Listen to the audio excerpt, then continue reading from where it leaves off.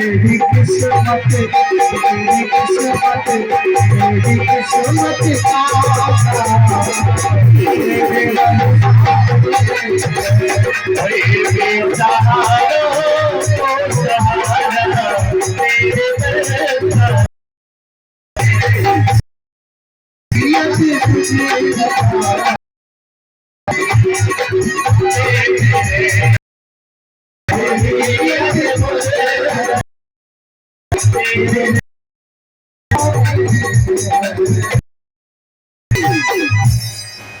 बोलो सरकार की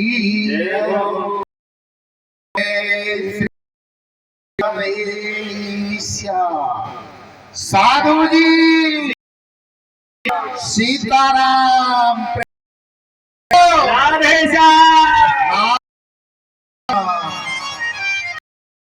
बाबा ताऊ चाचा तो ऐसे बैठे कि इन पे सीताराम भी ना बोले, रोटी ना मिली का है? एकादशी अगले हमारे बोलेंगे भी ना तो ले एक चंगी लाल सुना दे तुम्हें। एक था जिसका नाम था चंगी लाल।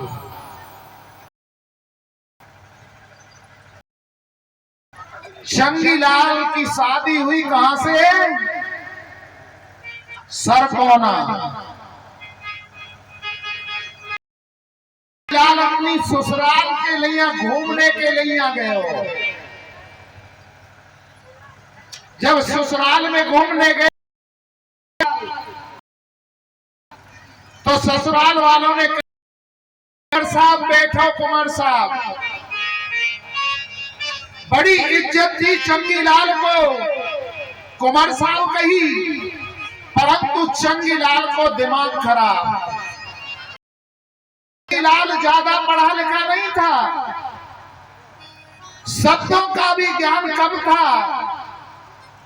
अब कोई उससे जैसे ही किसी के द्वार पर पहुंचे चंगी लाल तो कहे आओ कुंवर साहब बैठो, और चंगी लाल को दिमाग खराब। अगले द्वार पर पहुंचे, बोले आओ चंगी लाल बैठो, कुंवर साहब बैठो, कुंवर साहब बैठो। बोले नहीं नहीं, कोई हमें कुंवर साहब नहीं कहेगा। बोले क्यों महाराज? बोले हमें पता है कू का प्रयोग बुरी वस्तुओं के लिए किया जाता है। हमने सकतपुर के स्कूल में विद्यालय में पढ़ो, मां साहब जी ने पढ़ायो।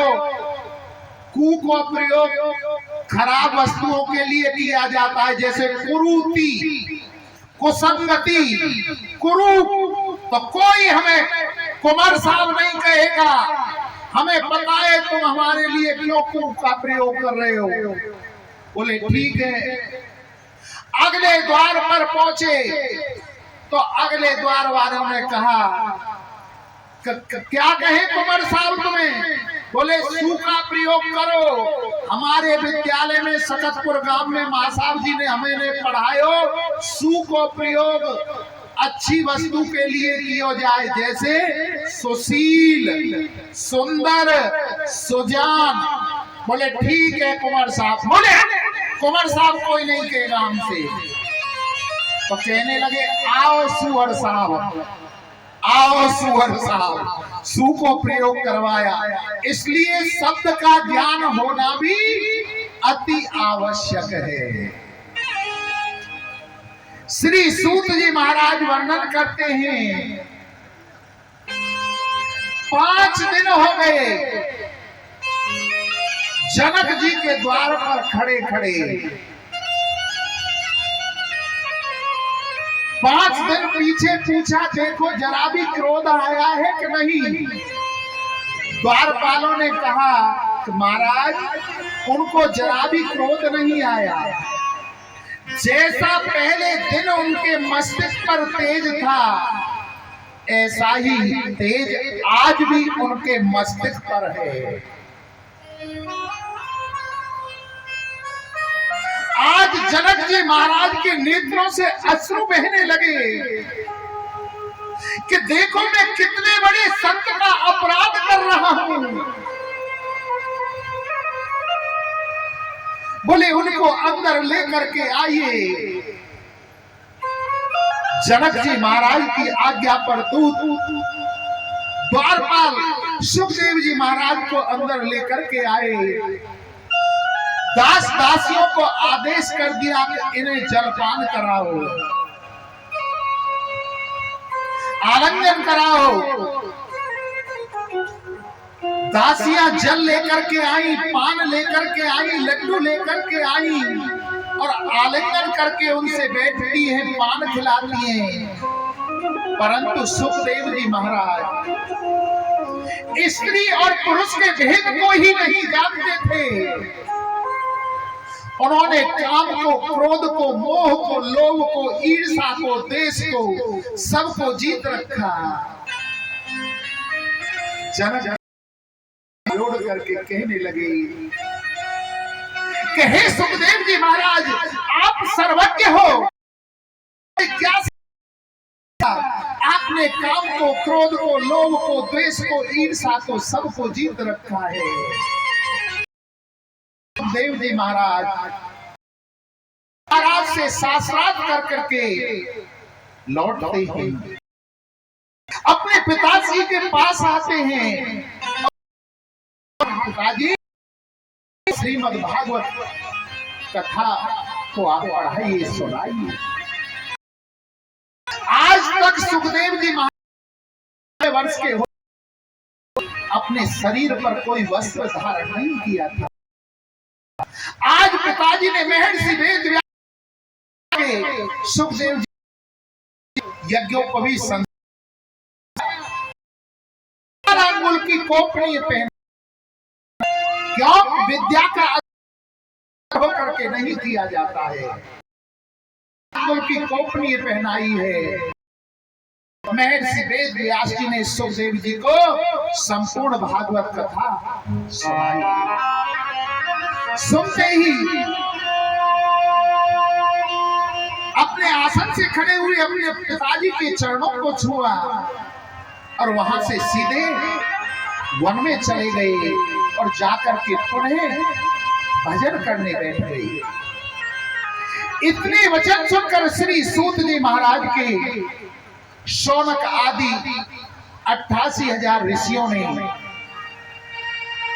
सूत जी महाराज से प्रश्न कर दिया कि महाराज, जब इस कथा को सुनकर महर्षि वेद व्यास जी से जंगल में चले गए, तपस्या पर बैठ गए, तो राजा ने इस कथा को कैसे सुनाया? उस प्रसंग पूर्वक सुनाओ ना। तो श्री सूत जी महाराज कहने लगे, सुनो, जब कौरव और पांडवों का युद्ध, सारे कौरव मारे गए,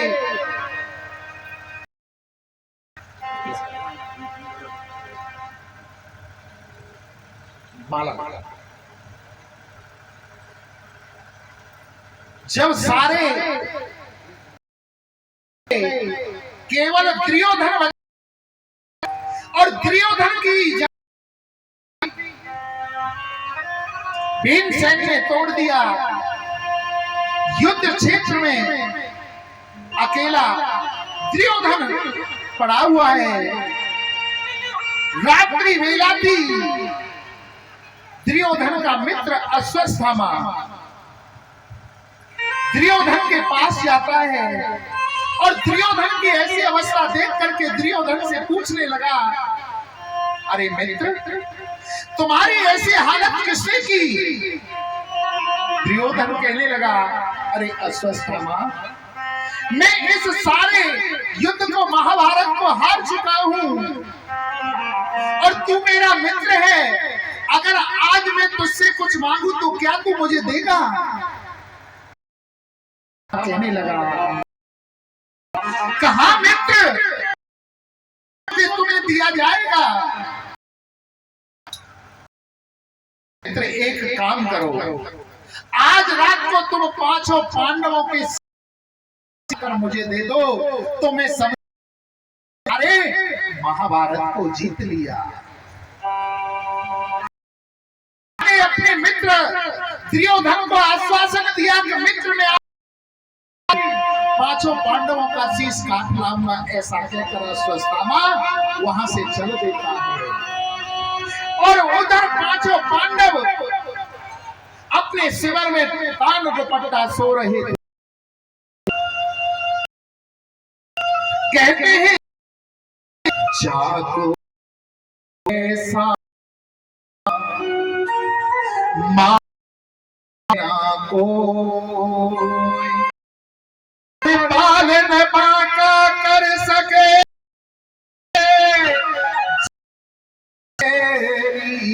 हो। अरे जिसका रखवाला स्वयं सामना कौन मार सकता है? तान दुपट्टा सो रात के 2 बजे अर्जुन की आंख, अर्जुन ने देखा घूम रहे हैं। इसे कहा कि हे गोविंद, आप, गोविंद ने कहा हे अर्जुन खड़े हो। भाइयों को खड़ा किया और उस स्थान में ले गई और वहां पर द्रौपदी के 5 पुत्र सोते हुए रह गए। जब पांडव वहां से चले गए और द्रौपदी के 5 पुत्र वहां सो रहे थे, अश्वत्थामा रात्रि में वहां शिविर में आता है और द्रौपदी के ही 5 पुत्रों को सोता हुआ देखकर पांडव समझकर उनके शीश को काट करके और दुर्योधन के पास ले जाता है। उस समय तक पीली फट चुकी थी, दिन निकलना प्रारंभ हो चुका था और दुर्योधन ने जब द्रौपदी के 5 पुत्रों के शीशों को देखा तो अश्वत्थामा से कहा, अरे अश्वत्थामा, तुमने ये क्या किया? तुमने पांडवों को नहीं मारा, तुमने तो हमें ही निर्वंशी कर दिया। हमारे कुल में अब कोई भी ऐसा जीव नहीं बचा है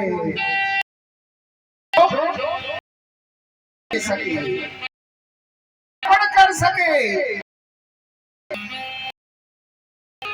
पीरी फटी सारे शिविर में सूची ने द्रौपदी के पुत्रों को मार दिया। किसी ने द्रौपदी के द्रौपदी को जब इस तो विलाप करने लगी, द्रौपदी को अर्जुन ने अपने गांडवी को उठा लिया, धनुष्मान को उठा लिया।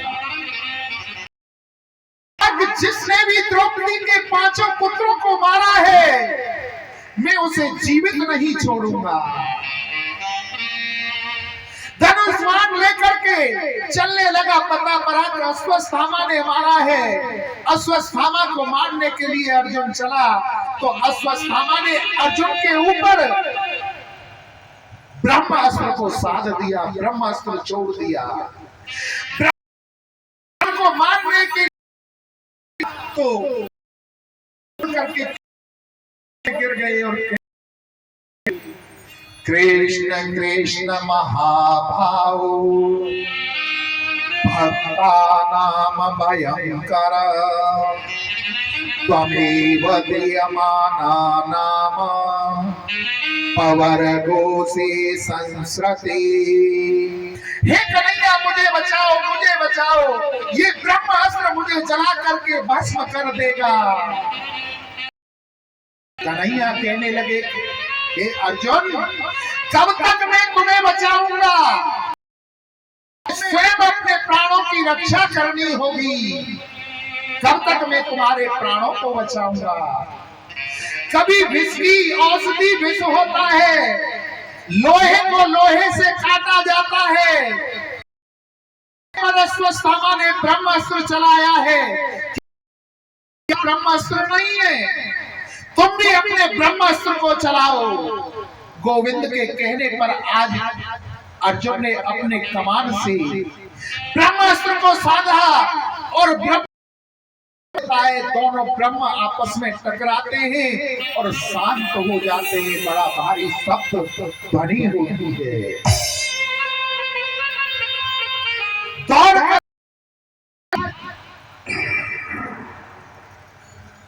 अर्जुन ने अश्वत्थामा को पकड़ लिया और पकड़ करके द्रौपदी के पास और कहा, इसने तुम्हारे 5 पुत्रों को मारा है, तुम कहो तो इस अलग बाजुओं को अलग कर दूं, तुम कहो तो इसके टुकड़े टुकड़े कर दूं। द्रौपदी अपना सखा मानती थी, उसके हृदय करुणा आ गई और कहने लगी कि हे स्वामी, अगर इसको मारने से मेरे तो आप इसी क्षण इसको मार दो, परंतु इसको मारने से मेरे पुत्र जीवित नहीं होंगे। पुत्र के मरने क्या कष्ट होता है कौन जानता। अभी मेरे 5 पुत्रों की हत्या हुई है। तुम्हारे गुरु द्रोणाचार्य इस युद्ध में मारे गए, उनका ये इकलौता पुत्र है और इसकी माता गौतमी इसी के सहारे जी रही है। जब उसके पुत्र की हत्या होगी तो माँ गौतमी पर क्या हाल होगा, कितना रोएगी। क्या तुम चाहते हो तुम्हारे कारण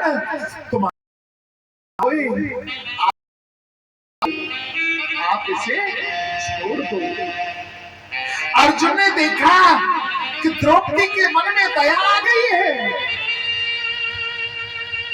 युधिष्ठिर भैया के पास जाकर के कहने लगे कि हे भैया, मेरा मार्गदर्शन करो। द्रौपदी के मन में तो करुणा आ गई है और इस अश्वत्थामा ने हमारे 5 पुत्रों को मारा है। युधिष्ठिर जी कहने लगे, हे अर्जुन, धर्म कहता है कि हत्यारे को जीवित नहीं छोड़ना चाहिए। एक नहीं, इसने 5 बार इसकी मृत्यु करो। इतने में भीमसेन कहने लगे कि हे, या तो तू मार दे इसे और तो मैं इसे ही छोड़ूंगा। भीमसेन सुन करके सहदेव कहने लगे कि मजले भैया बिल्कुल इसकी हत्या करने। वहीं एक कोने में गोविंद खड़े। अर्जुन की जब निगाह गोविंद पर पड़ी तो अर्जुन गोविंद के चरणों में जाकर के कहने लगे, हे गोविंद, हे कन्हैया, हमारे दर्शन करो, हम क्या करें। तो गोविंद कहने लगे, ब्रह्म बंधुर्हन्तव्य आकाताई वधानत मय्य व्योमनापनोतम परिपाहमनो नासनम। कहते हैं चाहे जैसा भी हो, ब्राह्मण पूज्य, ब्राह्मण को कभी नहीं चाहिए। और बालक का हत्यारा चाहे कोई भी हो, उसे ही छोड़ना चाहिए। ये ब्राह्मण को मत मारो, छोड़ दो, परंतु ये बालक का हत्यारा है तो इसको जिंदा है। इतने में भीमसेन कहने लगे, चोखो महाराज, तुम्हारे जैसे 2-4 न्यायाधीश हो गए, फैसला आप ही कह रहे हो कि और आप छोड़ो। शास्त्र कहते हैं, पूजई पे प्रसकल गुण सुन गण बेवीना परहे धर्म न पर पीड़ा सम नहीं अधिकाई। पूजई विप्र सकल गणहीना, ब्राह्मणी हमेशा पूजनीय होता है। शूद्र न गुण गण पढ़ ले, परंतु उसको कोई तो ब्राह्मण का स्थान ग्रहण कर सके। कभी भी क्षत्रिय को शूद्र को व्यासपीठ पर बैठ करके अपना पूजन नहीं कराना चाहिए।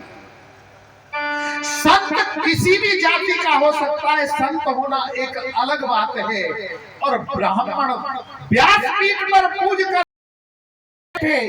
और अपने आप को ब्राह्मण बताकर अपनी 7 पीढ़ियों को नरक में भेजता है। इसलिए संत हो सकता है, संत की कोई जाति नहीं होती है। संत किसी भी जाति का हो सकता है, प्रवचन कर सकता है, तो संत कभी ब्राह्मण नहीं कर सकता। ब्राह्मण का अधिकार को है, और आजकल तो हमारी माताएं बहनाएं भी इस व्याख्या को भंग कर रही हैं। कोई माता बहनों को बैठ करके प्रसंग कीजिए, हरि कथा सुनाइए, परंतु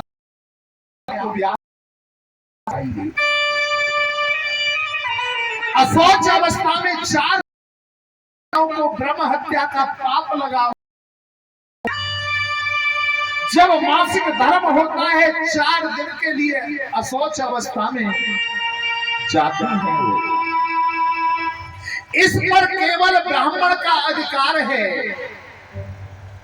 क्षत्रिय का अधिकार देश की रक्षा करना, वैश्य का अधिकार है व्यापार मंडल को साधना, और शूद्र का कर्तव्य है अपनी सेवा करने का। तो इस ब्राह्मण होने के कारण, परंतु बालकों का इसको आवश्यक है। का वध अपमान कर देना ही माना गया। हे अर्जुन, मणि को निकाल लो, आधा दो, जिसकी मुड़ को जीवित छोड़ दो। गोविंद के कहने पर कन्हैया के कहने पर अर्जुन ने को निकाल लिया, आधे बाल मुड़वा दिए और उसको जीवित छोड़ दिया। अश्वत्थामा को शुक्र गुजार होना चाहिए, उसे जीवित छोड़ दिया। अश्वत्थामा वहां से दूसरे स्थान पर जाता है और द्वेष की ईर्ष्या की अग्नि में जलने लगा और सोचने लगा कि मैं इन पांडवों को निर्वंशी करके छोड़ूंगा। मैंने सुना है जिस समय महाभारत युद्ध करने के लिए गया था, उसकी पत्नी गर्भवती थी। उत्तरा के गर्भ में अभी पांडवों का वंश बचा हुआ है। मैं उस उत्तरा के गर्भ को भी नष्ट कर दूंगा तो इन पांडवों जल देने वाला नहीं बचेगा। अश्वत्थामा ने दूर से ही को उत्तरा के गर्भ के ऊपर चला दिया, जाकर के उत्तरा के गर्व को नष्ट करने लगा, तो उत्तरा रोती रोती कृष्ण के पास जाकर के चरणों में लेट करके कहने लगी, पाहि पाहि महायोगी देव देव जगत्पते नान्यं तम भयं पश्ये योत्र मृत्यु परस्पर। कि हे गोविंद, ये ब्रह्मास्त्र मुझे जला करके भस्म कर दे उसकी, परंतु मेरे उदर में इन पांडवों का है, उस पांडवों उस वंश की आप रक्षा करो, इस गर्व को कैसे भी बचा लो, कैसे भी बचा लो। गोविंद ने कहा, हे बहन उत्तरा, अपने मन में तुम मात्र शक्ति भाव लाओ। जैसे ही उत्तरा मात्र शक्ति भाव लाई है, तो उत्तरा के प्रवेश कर जाते हैं कि उस बालक जीवन पर अस्त्र का प्रहार हुआ। गोविंद ने जाकर उस अस्त्र से की सुदर्शन चक्र से अस्त्र को काटा है। कौन है? परीक्षित है। ऐसा इस जगत में दूसरा जीव परीक्षित है, जिसका जन्म और गर्भ के अंदर ही भगवान दर्शन कर लिए थे। कल की कथा अगर आप सुनी हो तो हमने कल बताया था, कौन था जिसका जन्म नहीं हुआ और उसने गर्भ में ही भगवान नारायण के दर्शन कर लिए। किस किस को पता है? जरा हाथ खड़ा करो। 1 2 4 के लोगों ने कथा सुनी। इसका 5 लोगों ने कथा सुनी कल के। ऐसा सुखदेव था, उसका जन्म नहीं हुआ था, माता विद्या देवी के गर्भ में ही सुखदेव जी ने दर्शन कर लिए। और दूसरा जीव ऐसा राजा परीक्षित हुआ, जिसका अभी जन्म नहीं हुआ है, अपने मां उत्तरा के गर्भ में ही भगवान के दर्शन कर लिए थे। एक रूप में गोविंद बाहर और दूसरे रूप में उत्तरा के गर्भ की रक्षा की। गोविंद ने पूछा, अब तुम्हें कैसा लग रहा है? अब मुझे अच्छा लग रहा है। तो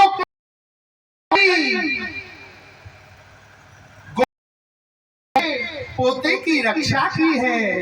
और कुंती कहने लगी, हे कृष्ण, हे द्वारकावासिन, देव देव जगतपते, हे कन्हैया, तुम तो परमात्मा हो, तुम तो भगवान हो। कन्हैया कहने लगे, अरे बुआ, आप ये क्या कह रही हो? मुझे भगवान बना रही हो? मैं तो तुम्हारे भाई का लड़का हूँ, कृष्ण। बोले, नहीं, मैं जानती हूँ तुम भगवान हो। भगवान भी कुंती कि ऐसी बात इसमें आ गए और कहने लगे, अब हुआ जब तुम कह रही हो मैं भगवान हूं, तो मैं भगवान हूं। आज जो मुझसे मांगेगा उसको वो दिया जाएगा। आप मुझसे वर मांगिए। सबसे पहली बारी आई युधिष्ठिर की। युधिष्ठिर ने कहा कि हे गोविंद, मेरे जीवन में कैसी भी विषम परिस्थिति आ जाए, मैं कभी सत्य के मार्ग से ना हटो, सत्य पर। भीमसेन ने कहा कि हे गोविंद, मेरा नाम तो वैसे ही बदनाम है, सब लोग कहते हैं क्यों तुम्हें अधिक। केवल प्रभु मेरे ऊपर इतनी कृपा बनाए रखना, खाते पीते उठते परिस्थिति में तुम्हारी। अर्जुन ने कहा कि मेरा और आपका तो गुरु है, कभी इस ऐसी कृपा में नहीं रखना। द्रौपदी ने कहा कि हे कन्हैया, मेरा और आप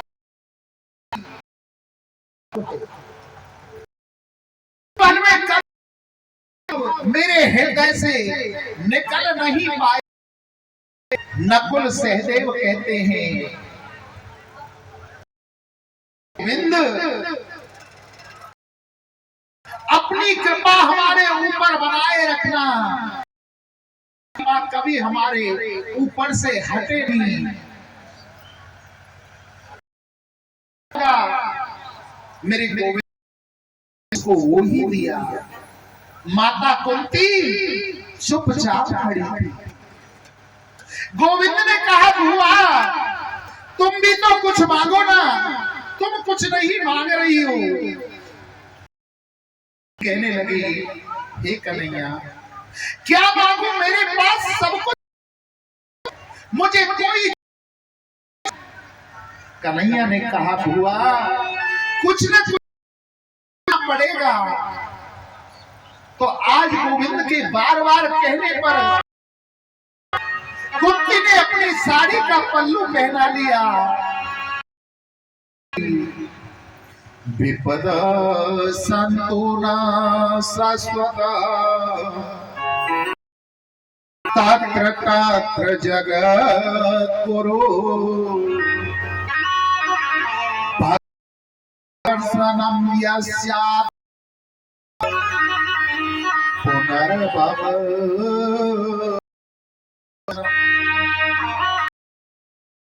मेरे जीवन में एक विपत्ति खत्म ना हो, एक दुख मेरे जीवन में खत्म ना हो, दूसरा दुख मेरे जीवन में आ जाए। गोविंद कहने लगे, अरे बुआ कोई मांगने की चीज है, मांग रही हो। अपने जीवन में सुख देखा कहां? तुम्हारा जन्म कहां हुआ था? मथुरा में सूरसेन के यहाँ। कुंती भोज आए और तुमको मांग करके राजा से, सूरसेन से अपने नगर को ले गए। जन्म कहीं, पालन पोषण कहीं हुआ हो, सुखी रह सकता है बालकपन में।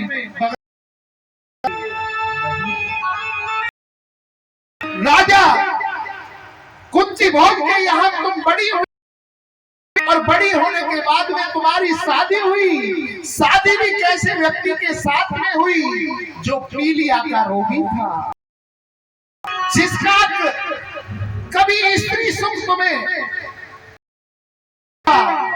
क्योंकि उस व्यक्ति को श्राप लगा हुआ था कि जिस भी दिन जाएगा काम वासना से, उसी दिन उसकी मृत्यु हो जाएगी। तुम्हारे पति की दो शादियां हुई। छोटी बहन तुम्हारी सौत मांगरी थी, अपने मन पर काबू नहीं पाई। वो तो देवों के दिए हुए कुछ मंत्र थे आपके पास, आपने आपको धर्मराज युधिष्ठिर प्राप्त हुए, भीमसेन प्राप्त हुए, अर्जुन प्राप्त हुए, और अपनी सौत मांगरी के लिए, अपनी छोटी बहन के लिए आपने अश्विनी कुमारों का आह्वान किया, तो नकुल सहदेव प्राप्त हुए।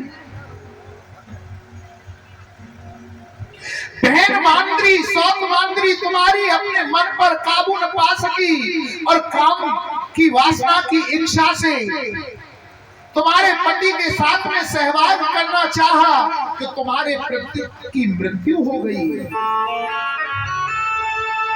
मांगरी उन्हीं के साथ में सती हो गई। 5 संतान थी तुम्हारे पास, पालने के लिए और उन्हें मारने के लिए कौरव जो 100 थे हर समय मारने के लिए तैयार हैं। कभी विष दे करके, कभी नदी में डुबो करके और कभी लाक्षागृह में जला करके मारना चाहते हैं।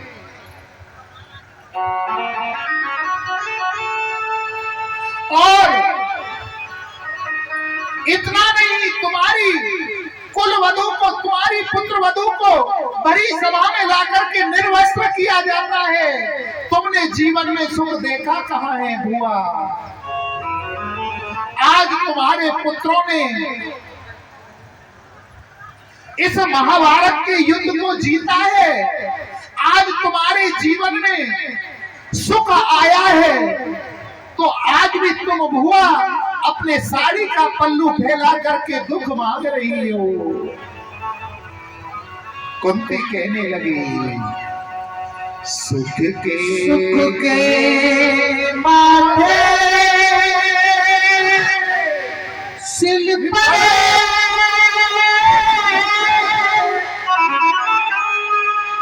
जो हृदय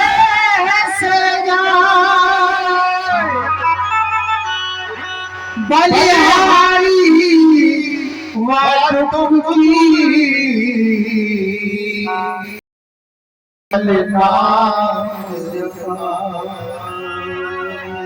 सुख भी मुझे प्यारे, दुख भी प्यारे। मैं कैसे कहूँ भगवन दोनों ही तुम्हारे, कैसे कहूँ भगवन दोनों ही तुम्हारे। सुख भी मुझे प्यारे, दुख भी मुझे प्यारे। मैं कैसे कहूँ भगवन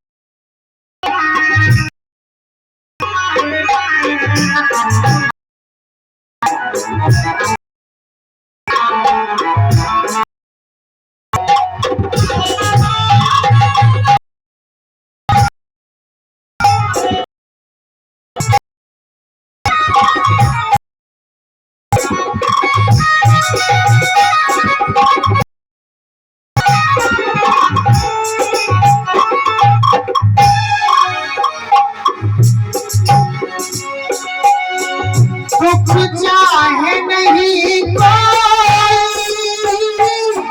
सब सुख को तरसते हैं।